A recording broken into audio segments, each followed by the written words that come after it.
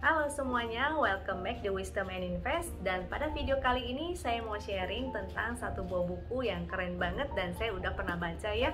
Buku ini adalah Volume Price Analysis dari Anna Colling.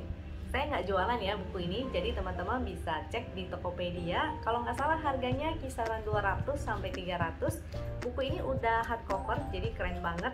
Dan dia versi Indonesia buat teman-teman yang kesulitan baca versi Inggrisnya, jadi ini sangat membantu.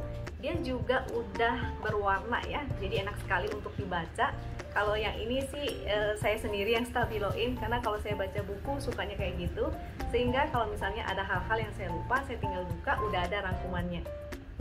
Sebelum teman-teman beli buku ini, jadi saya mau ceritain sedikit tentang apa sih volume price analysis itu. Jadi sesuai namanya, volume price analysis, Anna Colling ini berusaha menjelaskan hubungan antara price action dan pentingnya sebuah volume.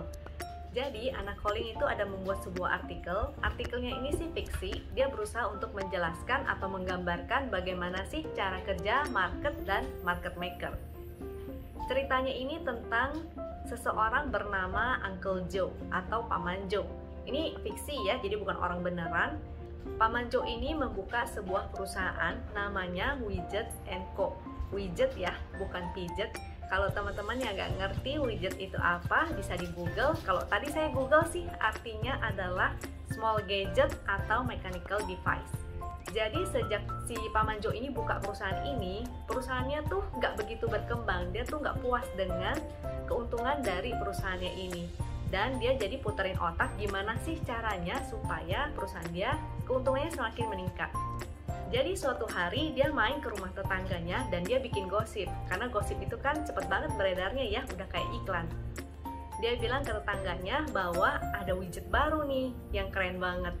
Habis itu dia pulang dan dia menunggu sampai 1 minggu dan pelan-pelan penjualannya memang benar mulai meningkat.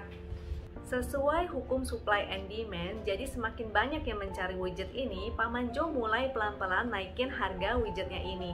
Dan tetap pelanggannya membeli dalam jumlah yang besar. Sampai suatu waktu, akhirnya gudang Paman Joe ini mulai kosong. Dan dia mulai memikirkan caranya gimana ya biar dia bisa mengisi kembali gudangnya yang kosong itu. Jadi dia perlu membeli kembali widget-widget yang sudah beredar ini. Akhirnya dia ke rumah tetangganya dan dia menyampaikan sebuah rumor bahwa ada satu perusahaan distributor besar baru yang akan membuat pabriknya di sini. Jadi semacam saingan lah gitu ya.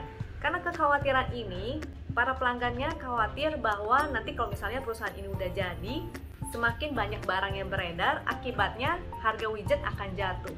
Akhirnya pelanggannya mulai menjual kembali widget ini ke Paman Joe dan Paman Joe tentu menurunkan harganya. Ketika diturunkan harganya, ini semakin menimbulkan kekhawatiran dari para pelanggan. Jadi sesuai hukum supply and demand, harganya juga semakin lama-lama semakin menurun ke bawah.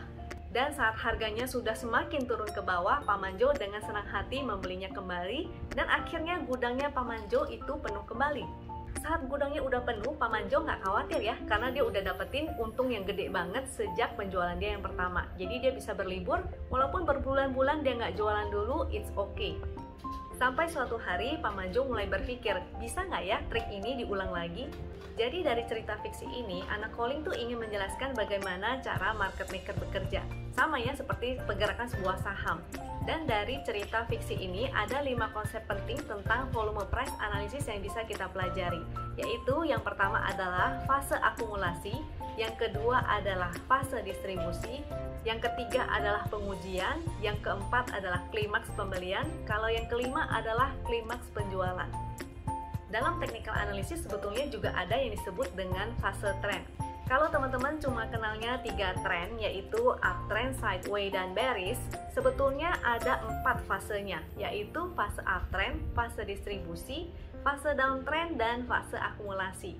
Karena market maker itu jumlah uangnya nggak kecil ya, jumlahnya sangat besar sekali dan nggak mungkin dia dalam sekali pembelian ataupun dalam sekali penjualan. Dia harus pelan-pelan menjual barang-barangnya dan pelan-pelan mengumpulkan barang-barangnya, sama seperti kisah Paman Joe ini. Kalau hanya mempelajari pergerakan harga, terkadang kita sering ketipu ya. Terkadang harganya misalnya naik dan dia candle bullish, kita akan berpikir bahwa wah ini pasti akan bullish. Tapi ternyata volumenya berkata lain. Jadi dengan mempelajari volume price analysis, kita bisa membaca anomali-anomali itu. Kita bisa membaca apakah ini benar-benar akan naik atau ini hanya pengujian.